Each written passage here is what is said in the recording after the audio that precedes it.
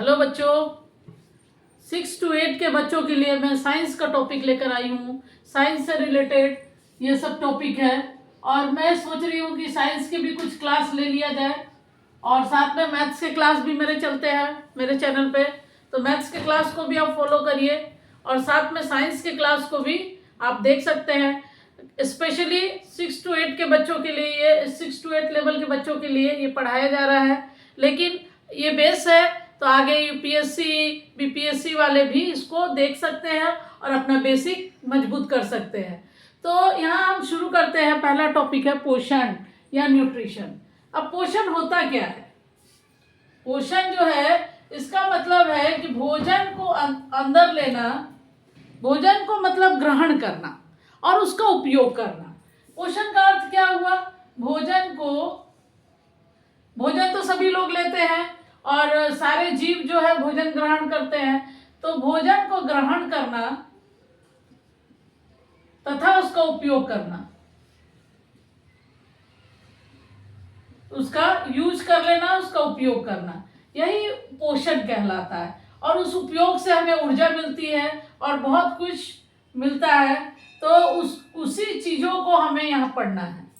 तो पोषण तो यहाँ पे हो गया कि पोषण वो होता है कि भोजन ग्रहण करना और उसका उपयोग करना।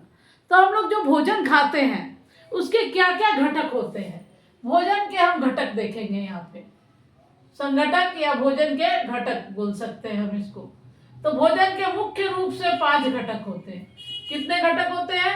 5 घटक। और 5 घटक मुख्य रूप से कौन कौन से हैं? कार्बोहाइड्रेट्स,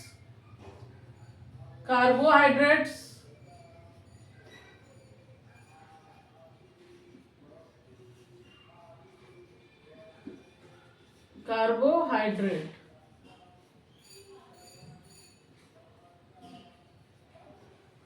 दूसरा है फैट या वसा, तीसरा है प्रोटीन, जिसको हिंदी में भी प्रोटीन कहते हैं,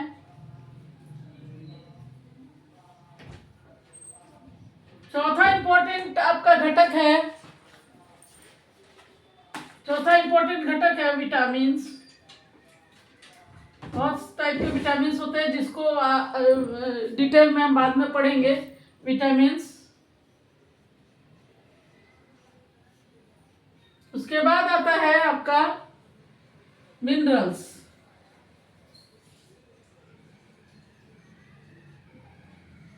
या खनिज भी कहते हैं इसको, खनिज लवण या खनिज भी कहते हैं। तो इस टाइप के 5 हमारे मुख्य रूप से 5 घटक होते हैं। इन 5 घटक के अलावा 2 चीजें और इम्पोर्टेंट होती हैं जिन्हें हमें लेना बहुत जरूरी है, हमारे पाचन के लिए जरूरी है।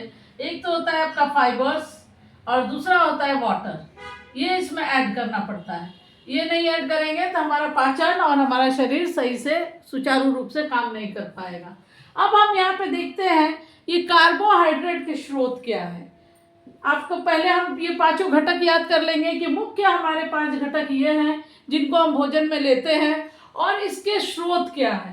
तो कार्बोहाइड्रेट के स्रोत हो गए आपका आटा, चीनी, ये जैसे हो गया आपका आटा यानी गेहूं, चावल, आलू।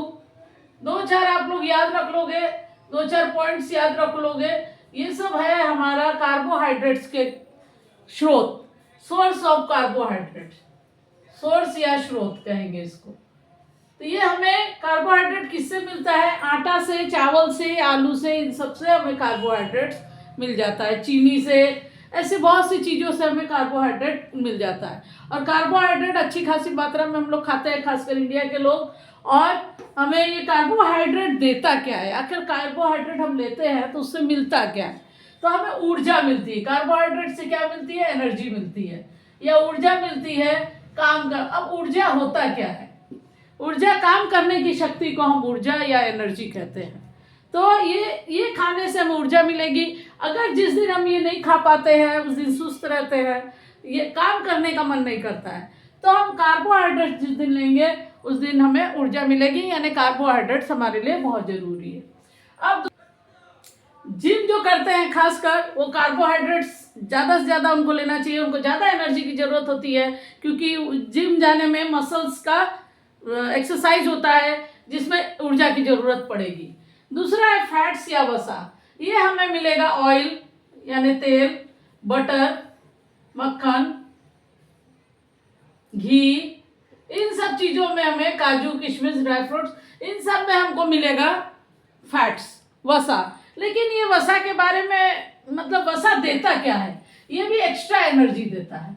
वसा जो है एक्स्ट्रा एनर्जी देता है, कभी कभी कार्बोहाइड्रेट जो है और हमारे बॉडी को एक्स्ट्रा एनर्जी देता है, साथ में हमारे बॉडी को झटका वगैरह लगने से, जो फैट बनता है झटका वगैरह लगने से बचाता है, शॉक से बचाता है। तो ये जब हम कार्बोहाइड्रेट कभी नहीं ले पाते तो जो ये स्टोर करके रखा होता है वसा जो है स्टोर रहता है बॉडी में, और वो हमारे उस समय हमें एनर्जी देता है। जब हम कार्बोहाइड्रेट्स नहीं ले पाते हैं तब एनर्जी देने का काम कौन करता है, घी, मक्खन, वसा करता है। अब दो हो गए एनर्जी, ये दोनों को कहते हैं हम एनर्जी गिविंग फूड। इस दोनों को क्या कहते हैं, तीन भागों में हम इसको बांट सकते हैं। ये दोनों है एनर्जी गिविंग फूड, ये एनर्जी देने वाले फूड्स है। अब इसके बाद आता है प्रोटीन और विटामिन। तो पहले प्रोटीन को हम देखेंगे, इसको हम कहते हैं body building food. Body building food तीन भागों में इसको बांटा गया है। तो एक एनर्जी गिविंग फूड्स है ये दोनों, और ये बॉडी बिल्डिंग फूड है प्रोटीन। जो हमें क्या करता है, प्रोटीन किस में पाया जाता है, पहले प्रोटीन के स्रोत क्या है, दाल है, बहुत सारी दालें हैं प्रोटीन के स्रोत। सोयाबीन है, सोयाबीन, अंडा,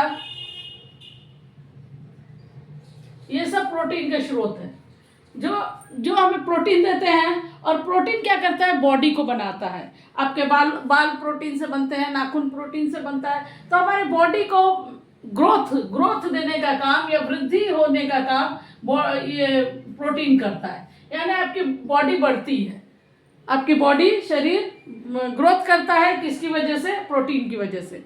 अगर मान लीजिए आपका कम उम्र है या किशोरावस्था में आप लोग हैं, आप लोगों के क्लास में जो 6 to 8 के बच्चे हैं उनके हिसाब से प्रोटीन ज़्यादा लेना चाहिए क्योंकि उन्हें ग्रोथ की ज़रूरत होती है। और बहुत ज़्यादा उम्र होने के बाद थोड़ा प्रोटीन हमें कम कर देना चाहिए। जैसे मेरे जैसे लोग प्रोटीन करेंगे तो हमारी ग्रोथ इधर से नहीं इधर से हो जाएगी। इसीलिए हम क्या करेंगे, कम उम्र के बच्चों को किशोरावस्था में प्रोटीन की बहुत ज़्यादा ज़रूरत होती है और बाद में भी होती है, लेकिन कम मात्रा में प्रोटीन खाना चाहिए। और वसा जो है वो भी बहुत कम मात्रा में ली जाती है, मतलब ज़रूरी चीज़ है, एसेंशियल चीज़ है, लेकिन इसको भी कम मात्रा में लेना चाहिए। अब हम विटामिन की बात करेंगे और मिनरल्स की बात करेंगे। ये दोनों हमें मिलता है, मांस मछली में मिल जाएगा, फिर सब्जियों में मिल जाएगा, फ्रूट्स में मिल जाएगा। इसका स्रोत क्या है, सब्जियां, फल, ये सब इसका स्रोत है। तो ये क्या काम करते हैं, ये है प्रोटेक्टिव फूड। क्या है ये, प्रोटेक्टिव फूड, यानी हमें रक्षा करते हैं, रक्षात्मक ये भोजन है, प्रोटेक्टिव फूड। जो हमें विटामिन और मिनरल्स जो है सब्जी और फल में पाए जाते हैं। रोज हमें एक फल जरूर खाना चाहिए, किसी भी मौसम में हो, लेकिन सब्जी, हरी सब्जियां, फल ये जरूर खाना चाहिए। ये हमें रोगों से बचाते हैं, ये हमें रोग प्रतिरोधक क्षमता, रोगों से बचाव करते हैं और इनसे रोग प्रतिरोधक क्षमता बढ़ती है। जैसे आपने देखा था कि बीच में कोरोना आ गया था, तो कोरोना में सबकी जिसकी इम्यूनिटी पावर कम थी उसको तुरंत कोरोना मतलब पकड़ लेता था। तो हम ये सब फल सब्जियां ये सब खाएंगे तो हमारी रोग प्रतिरोधक क्षमता बढ़ेगी, तो हम जल्दी से कोई भी बीमारी हमें अट्रैक्ट नहीं कर पाएगी, हमें नहीं अटैच कर पाएगी। तो इस तरह से हम इस भोजन के घटक को हम खाते हैं। अब साथ में फाइबर भी लेते हैं। अब फाइबर क्यों लेते हैं, फाइबर जैसे छिलके वाली दाल हो गई, चना हो गया, जो चना और मूंग हो गया, जो कच्चा चना मूंग, ये सब जरूरी है क्योंकि ये पाचन में सहायता करता है।